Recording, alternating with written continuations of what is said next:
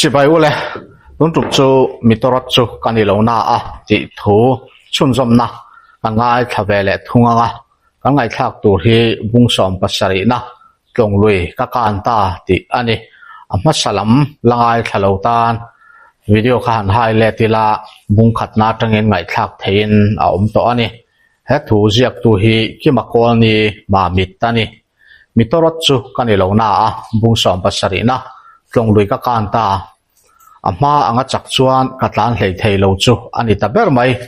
kamal pui ding lama chuan silai mu atang ti ka he thei min kam deuh tul maya ka thal ati thok na sa em bok ka din munin zirngat se chuan khosik na sa tak ka nein ka ring thi le dam in kar lau hlop le tlan chereng renga hun ka mana wangin ka thisen lum chuan min la chok mai ni in ka hria ka zak nuai an ka thoi na ero a aya na ka nei wange ana ka ti em ri lo kan thang lok chu tlong lui ani to a kan nai na lai bera tangin ka pan pheya ka thlen thak chuan lui kambula chang el hungkara chuan ka thun noka thamuang taka mutha chol ka chak ngei mai thole thosi in min ron vir nga luai maya ka in veng buai vel pe to lo ka thisen rim hria in clip lian pui se na zet an ron thleng thuai boka an se chu na ve takani se po min se na sa ka eu deuh zok reng mai tun nuwa ka ngai to let le hian clip se na deuh khan min se lo se ka lo mu hi langa ka har le huna tram cholin na bo ka omanga che thei lova ka om lain uli chho ui fing khan min mu thuayanga min man nge yang ani lo point kamu hil kha tho chuak to lovin ka thi zui po ani mai thei clip te khan min se har char ni in ka heta khwala chu phai ruam ti taka alum uap chur mai le ngal tho chuan ka liam vel chu an bom na sat em awang chuan ka jacket chu hlipin ka t-shirt tlang chu ka ha ne tang kopin ka se thlera kamal pui chu ka tuam ta ka zak nuai tlem hliamero ka veng thei ka biang an ka thoi ve hlek nai ro ngai mo thama ka ngai lo furwa tui tamlai ani boka tlong lui chu aliang ngang mai thom nei ran si lo hian aluang nu so buta ama a mau sang ve tak khomwala om thin ho ni om tak te chu an ler lam alang thei trok ani ber mai kaum na tang chuan akam le lama mi om se ichem kha ron vom pheite hanti mai na ang chi ani lo azaw lutuk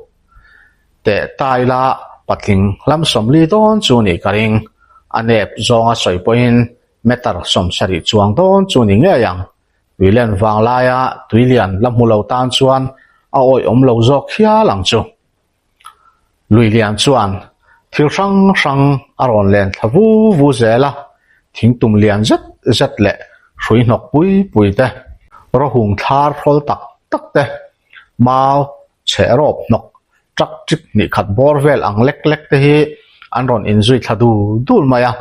kalo thli renga he lui hi ka hleu kai angai don ti ka ria ni dang ang chu ni se ka hu phur teu lo mai tuna ka din mun anga ding tan chuan a hu phur om tak zet chetani ka soifo to angen te atanga lui kal thang tui khwa cheng khrat mani po a lui kam triau hai khwara zan riak mai thin leu thiam in ti ve tok tak khakania leu dan po chi sang ka thiama zang thal zonga leu zang thal tui leu kan ti mai thin hei hi a ha dam bera leu chak a har ber thung ni in ka ria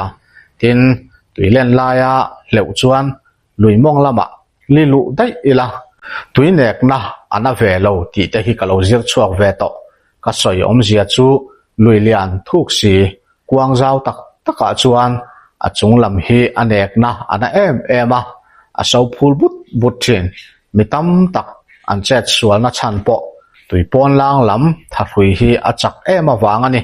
chuti lain a thuk lam mero chutiang ani le bia silo a chung lam ain tho sak kuk lain an wai lam chu anem duai zel kati na ni chu kabula changel tuai tereuh te chu kapot chuma alairil no chu ka thei anga tam ka eya tram adom ve in taksa in tui atla cham tur aveng ve hle bokani tui tam hun lai ber hian tui in mumal man lek lovin ka khosa si chu ni hi police le anui fingtan min ron chim boi ma a muang mara leu phei chu tha in ka ria a ka taksa ala chak lai ka chu ram angai hrim bok tui leu ha thak zia le tharui a he zia hrachiang thokhat turin tuya ka khosana sa thokhat to lui chu ali thuk lai ber oma karin nalaya kapana lui luang chunglam thachakin min len thui ma a among lam thleng thei turin ka in pu cha atam thei ang ber boruak ka hiplu ta ka zuang thata atira tui sau but chuan min han thuai ver deuh map na in among lama ka in hai thla thei thuaya lei hrula leimunga lung omrin chan pa zelin ral le lampan chuan ka in hai pheita tui chu anulutuka amalama enge om ti po amu theilo lui lai vela chuan thok la turin chunglama ka in tlo chawa ka tho a cham ma ta lutuk chu ka in hodeu hle nge ani lui chunglam thachak zet chuan min lo mana min len thata dor maya hetia min len zelani chuan dam chuangai na a don lo ti ka ria ti so but chuan se lovin min thuai kwal vakanga ka du angin ka don reng lo boruak la chamin ka thi thuayang ka dan tur chu ka helok sa vek ma se lui nuai lampan a har sama ma to ani thingbung engemo tak in von be na tur ka zon hu thuayangai tui vervel chuan a changin a thuk lam dewa min thuai ver thla a tho chama ka ma devin chunglama min vor chole hlau zela ka van nei viau mai tui lian thachak lutuk laka tal chuak ture ro chuan atan ti ngai na lo chak takin lui mong lama min len thapa vona ngoi ranga tui sau bul luang wa kara chuan kanun chan tuin thei top kalo chu ve mek ani ber mai tui thachak na chuan lui pan chin lama min nol phea nom trop ho kara min vor pheite hlava liteng sol deuh ani awangin tui chak na chuan min man phatameu lo chulai lui kam sir lilian zeta chuan thil chi rang hi lui luang lai thachak tak chuan min nor vir kwal hut mai ani katan po lo thona tura om ta vak lo thing tumbung liang zat hi kamana achunga lonin thingkara kwa om ho chu in von be na tan kamanga lui kama pakai thei tura rem chang mel pain thil chi rang ho ta nen lia chuan kan vir ho duala li vir chuan che rop chi rang le trom nok rol pui ringot min vir pui lo ti ka mu thuai mai vok thipuam el ul to te mihring nom nok pai ruak le thom no chia chi rang te tam mai chung ho kara ka thil mu chu kan en chiang le dewa atira chuan naupang in omlem na thil nau telem lian pui sam sei do ni maya ka ngai kha ani lo ti ka he thei mihring ruang nge yani kabulamau tlon chu la in kalama nu phei ka tuma mawa ka hol nalaya piang chu a hek de huam zela kalama chuan kala pheita a bok khupa ommani awangin engtin ne bo ka hol thal theya ataksa chu apuam na sa to hle na in asam le thom no in bela tang chuan mei chia ani ti ka he thei anar a to lova a benga khem na sa to hle bok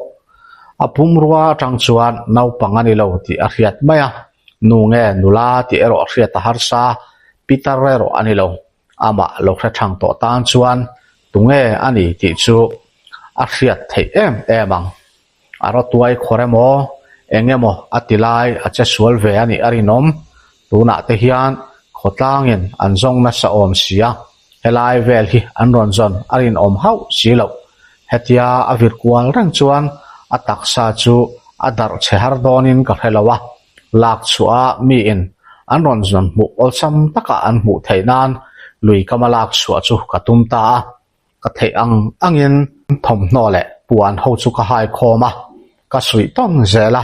a sei thokhat ta tia chuan livir chakna lai dewa ka in hai lu ta kar lova ruang bul chu ka thleng thei ta a chutia lia lang vir kwal dul chung chuan har sadavin ruang ke chu ka dap fu thei lawa phei khok abun lo ti ka hre thei tuin ati thla to emo abun lo hrim emo ani ma na har sa ti takin tui chim chin hnuai lama akep pahnih chu man kopin hrui hmor le lama chuan ka phuar kop thei ta a hrui hmor ka ken na lam chu ka chuan na ka thung bet thunga mau tlon pakhat chu la in vaw kam lam panin in hol chua ka tum ta a thil ol sam ani lo chiang hle mai lilian puya voi tam kan vir kwala vaw kam nai tura rei fe ka be hnu chuan rai ruang hung tuilianin a hrut on thup mai hi ka han man fu a chumi rin chan chuan vaw kam lama chuan ka in pot phei ta hlawa vaw kam ka thlen chuan hrui kha ka phela muang changin ruang kha ka pot pheya tuilianin alak phak lo na tura ka zala hruiatan ka man puan le thom no ho chu thing pharin ruang chu ka khu tha a ka ti fel zo a chuan ka chaw lu tuk chu ka thungal noka ka lu anangut mut mai bok vaw kam fai lai a ruang bul mai a chuan lungpui phena thingbung lu khamin ka lo ching seka silai puak zot chuan min ti har hlol mai mit thi ruang ka bul deuh mai a ka zal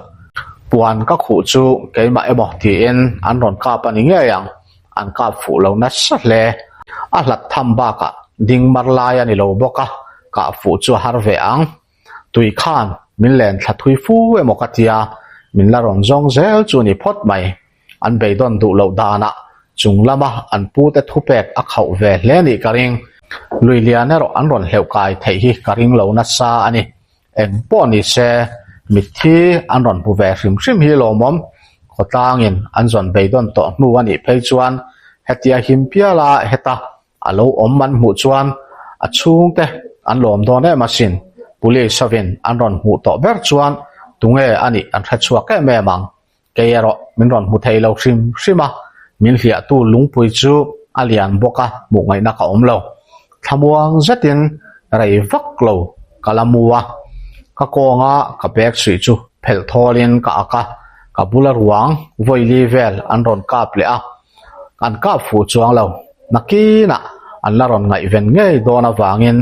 heta ka om rei ero a fu don lo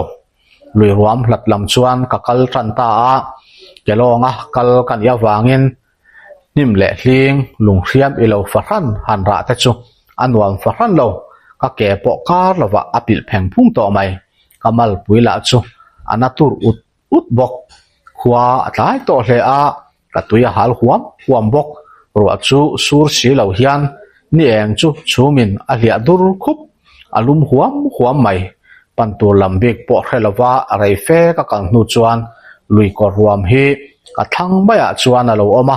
ka omna chu disang pui mun ni in luang kung le rai ruang buk lian zet a om khat vek boka di hling chuan ka ke pha te chu a chun thi neng nung to ma se chulai kora lui te luang ri her chuan chakna thar min ron pele a nim bukara chuan ka zuk pan tharua ruaka ka zuk thlen chuan lungkara tanga tuilo chuak a hnuaya tling piau mai hi alo oma lia chuan ka bok thlopa tui ti takin lui tui vo rai mai chu ka du to kin ka do takyang maya ka har ko kin ka ria arem chan vele chunjom le wat kan tum don ya